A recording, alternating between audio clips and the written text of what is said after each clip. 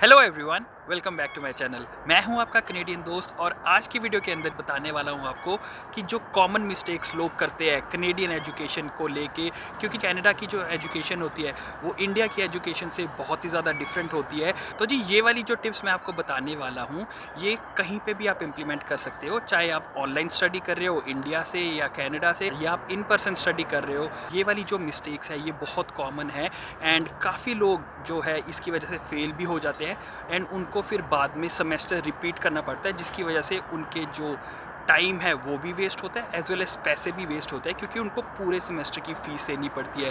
तो make sure कि आप ये वाली मिस्टेक्स को अवॉइड करें जितना ज़्यादा हो सके। सबसे पहले मैं चलता हूँ कि भाई इंडियन एजुकेशन और कनेडियन एजुकेशन के अंदर आखिर फ़र्क क्या होता है। सो हम इंडियन एजुकेशन के अंदर पढ़े हुए हैं, उसके अंदर सारा रट्टा रट्टा रट्टा बुकिश लैंग्वेज ही आपको बोलना पड़ता है या आपको लिखना पड़ता है एंड मोस्टली जो ऐसे बेस्ड होते हैं क्वेश्चंस उसके एंड आपको पूरा लेंथ के अंदर लिखना पड़ता है। बट यहाँ पे मोर और लेस आपको MCQs मांगे जाते हैं एग्ज़ाम्स के अंदर, एज वेल एज असाइनमेंट्स के अंदर थोड़ा बहुत काम करने को होता है, बट मोस्टली एग्ज़ाम्स के अंदर MCQs होते हैं एंड अंडरस्टैंडिंग के ऊपर ये ज़्यादा फोकस करते हैं। बुकिश लैंग्वेज होती नहीं है, क्योंकि मैंने यहाँ पे मोर और लेस सिर्फ 2 या 3 बुक्स, वो भी ऑनलाइन बुक्स के साथ हमने सार लिया था, हमको ख़रीदने की ज़रूरत नहीं पड़ी थी।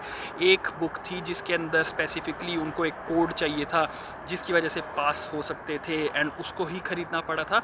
और यहाँ पे जो बुक्स है वो भी बहुत एक्सपेंसिव होती है।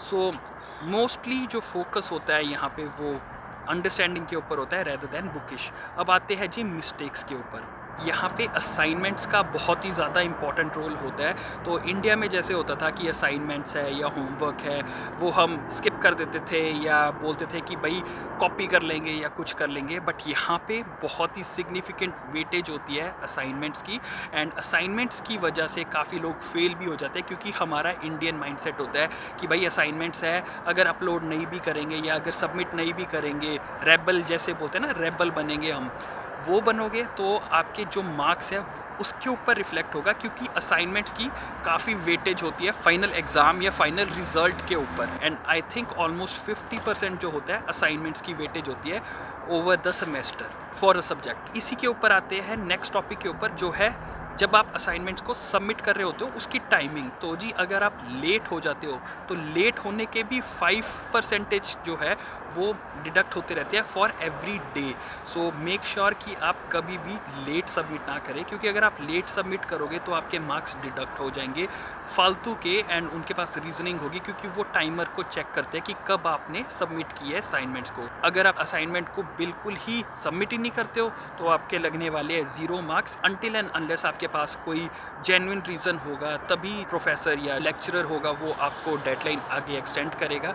But it is very rare and आप ट्राई करो कि आप बैड बुक्स के अंदर ना हो प्रोफेसर्स के या लेक्चरर के, क्योंकि उनके हाथ में ही होते हैं ये वाले मार्क्स। फिर आते हैं नेक्स्ट मिस्टेक के ऊपर, जो कि होता है कॉपी एंड पेस्ट मेंटालिटी हमारी। तो जैसे कि यहाँ पे कोई अगर असाइनमेंट करने को बोलता है तो हमारा सबसे पहला क्या होता है कि भाई गूगल कर ले, गूगल के अंदर जो भी आ रहा है उसको कॉपी करके डायरेक्ट पेस्ट कर दिया।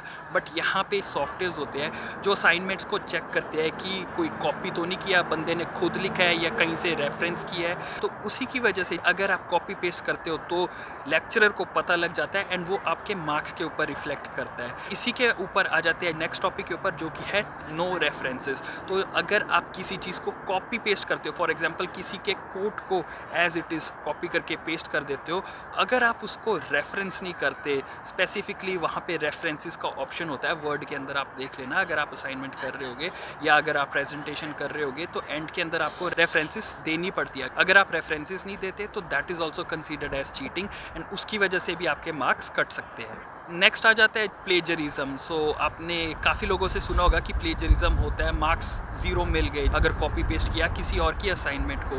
तो हमारी इंडियन मेंटालिटी क्या होती है कि भाई जो टॉपर है, टॉपर की जो असाइनमेंट है वो ले लो, उसी को कॉपी पेस्ट कर दो एंड सबमिट कर दो, तो किसी को क्या पता लगेगा। बट यहाँ पे जैसे मैंने बोला कि सॉफ्टवेयर्स होते हैं जो चेक करते हैं प्लेजरिज्म के लिए, सो इसको प्लेजरिज्म बोलते हैं। तो वो इतने पावरफुल होते हैं कि वो बता देते हैं कि कितने परसेंटेज जो है मैच है किसी और की असाइनमेंट के साथ, एंड सिर्फ आपके बैच की नहीं, किसी और के बैचेस, फॉर एग्जांपल 5-6 साल पुराने वाली अगर आप असाइनमेंट्स को भी कॉपी डाल के सबमिट कर देते हो, सो दूसरे बंदे के 0 मार्क्स तो लगेंगे नहीं, बट आपके ज़रूर लग जाएंगे। एंड वो ये भी बता देते हैं कि कब ये असाइनमेंट सबमिट हुई थी एंड किसने सबमिट की थी। एंड अगर आई थिंक 50 या 60% से ज़्यादा मैच होता है तो उसको प्लेजरिज्म करके 0 मार्क्स दे देते हैं। एंड इसको मिटिगेट करने के लिए होता है, क्योंकि हम इंडियन है, हम जुगाड़ू तो है ही है, तो अगर आपको कॉपी करनी भी होती है तो मेक श्योर कि आप काफ़ी उसको पैराफ्रेज कर दे, वर्डिंग्स को थोड़ा बहुत चेंज कर दे, ताकि वो मैच जो है, मैच परसेंटेज वो डिक्रीज़ हो जाए।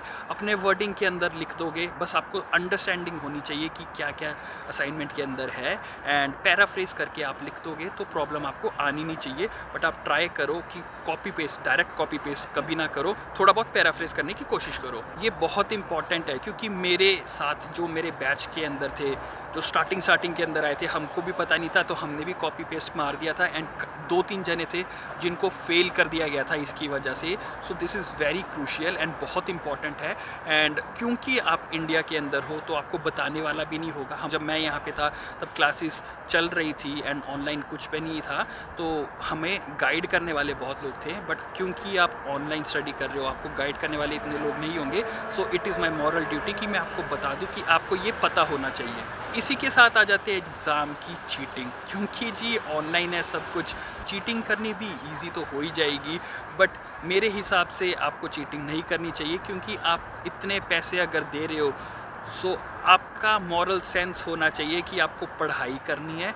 एंड क्योंकि यही वाली पढ़ाई आपके करियर के लिए भी डिफाइनिंग होगी एंड फोकस होगी, क्योंकि जैसे मैंने बोला यहाँ पे बुकिश लैंग्वेज नहीं होती, यहाँ पे अंडरस्टैंडिंग के बेस पे क्वेश्चंस आते हैं। तो अगर आपकी अंडरस्टैंडिंग करेक्ट होगी, अगर आपकी अंडरस्टैंडिंग सही होगी, तो आपको एग्ज़ाम्स के अंदर भी कोई प्रॉब्लम नहीं आने वाली है। सो आप अवॉइड ही करना चीटिंग, क्योंकि अगर किसी को पता लगे या टीचर को पता लग गया कि आप चीटिंग कर रहे हो, you will be in the bad books, and वो आपका जीना मुश्किल भी कर सकते हैं। नेक्स्ट मिस्टेक के ऊपर आते हैं, जो होती है बंक मारने की या क्लास को मिस करने की। तो इंडिया के अंदर भाई कॉलेजेस है, कॉलेजेस के अंदर तो सबसे ज़्यादा होता है कि भाई चलो मास बंक मारते हैं या क्लासेस को स्किप कर देते हैं।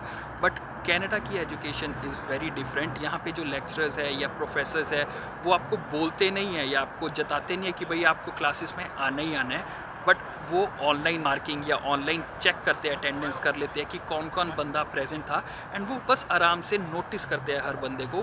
वो आपको कभी भी नहीं बोलेंगे कि you are doing this right और you are doing this wrong, वो आपको सिर्फ नोटिस करते हैं। एंड वो जो सारी चीज़ें, वो जो भड़ास है अगर, वो आपके मार्क्स के ऊपर ही दिखेगी। सो मेरे हिसाब से आपको नहीं करना चाहिए। हमेशा टीचर्स के साथ बड़े फ्रेंडली रिलेशनशिप मेंटेन करके रखना चाहिए। एंड अगर आपको कोई प्रॉब्लम आती है, अगर आप किसी वजह से मिस कर रहे हो क्लासेस, तो आप टीचर को हमेशा बताएं कि क्या रीज़न था मिस होने का। अब नेक्स्ट मिस्टेक के ऊपर आते हैं, जो है टीचर को सर और मैम बोलने की। जो मेरे व्यूअर्स हैं जो ऑनलाइन क्लासेस पहले से ही लगा रहे हैं, उनको तो टीचरों ने पहले ही बोल दिया होगा कि भाई आप मुझे सर या मैम ना बोलो, क्योंकि कनाडा के अंदर कल्चर नहीं है सर मैम बोलने का। उनको लगता है कि भाई जो भी सर मैम करके उनको बोल रहा है, वो उनको बटरिंग करने की कोशिश कर रहा है, उनसे फेवर लेने की कोशिश कर रहा है, या उनको कुछ उनसे चाहिए है। सो वो बहुत ही इनफॉर्मल तरीके से बोलते हैं कि भाई आप सिर्फ मुझे फर्स्ट नेम या लास्ट नेम के साथ डेलीगेट कीजिए, मुझे बोलिए, एंड सर मैम मत बोलिए। So this is something which is very different, क्योंकि इंडिया के अंदर तो वो बोलते हैं कि तुमने मुझे सर नहीं बोला, तुमने मुझे मैम नहीं बोला, बट कनाडा के अंदर टीचर्स आर कम्प्लीटली डिफरेंट। अब आते हैं एग्ज़ाम के पॉइंट ऑफ व्यू से कि एग्ज़ाम्स में आपको क्या करना चाहिए। तो एग्ज़ाम के अंदर टीचर अगर आपको बोलता है कि आप वेब कैम ऑन करके रखिए, तो मेक श्योर कि आप करके रखिए। एंड हो सकता है कि वो आपके सराउंडिंग एरिया है उसके लिए भी वो बोल सकते हैं कि आप सराउंडिंग एरिया दिखाएं, कि कोई भी आपके साथ बैठा तो नहीं हुआ। आपको सपोर्ट करने के लिए या आपको आंसर्स बताने के लिए आपको क्लीनलीनेस मेंटेन करके रखनी है। And you have to make sure कि जब भी आप एग्ज़ाम दे रहे हो तो आपके आसपास या सेम रूम के अंदर कोई पर्सन ना हो। एंड इसी के साथ इंटरनेट कनेक्शन का भी काफ़ी प्रॉब्लम आता है, क्योंकि इंडिया के अंदर इंटरनेट कनेक्शन इतना स्टेबल नहीं होता। एंड अगर इंटरनेट प्रॉब्लम करता है तो इट इज़ पॉसिबल कि आपके 0 मार्क्स भी लग सकते हैं, क्योंकि ऑटोमेटेड होता है सारे एग्ज़ाम्स यहाँ पे सॉफ्टवेयर के थ्रू। एंड अगर बीच में कनेक्शन मिस हो जाता है तो वो ऑटो सबमिट हो जाता है and it can create problem. So make sure कि आपका इंटरनेट कनेक्शन भी स्टेबल रहे। जो बैकग्राउंड नॉइज़ है उसको भी ट्राई करें कि ना हो, एंड हो सके तो ईयरफोन्स लगा के आप बात करें अगर आपको कम्युनिकेट करना होता है टीचर के साथ। सो जी, ये थी कुछ मिस्टेक्स जिसकी वजह से काफ़ी लोग फेल भी हो जाते हैं एंड काफ़ी लोगों को फिर से सेमेस्टर रिपीट करना पड़ता है, जिसकी वजह से उनके पैसे वेस्ट होते हैं as well as time waste होता है। तो आई होप कि आपको थोड़ी सी नॉलेज मिली होगी। वीडियो अच्छी लगी हो तो लाइक कर दीजिए, मैक्सिमम लोगों के साथ इसको शेयर कीजिए एंड चैनल को सब्सक्राइब कर लीजिए ताकि ऐसी इन्फॉर्मेटिव वीडियोज़ आपको मिलती रहे। Thank you for watching this video till the end. Stay safe and I'll see you in the next one.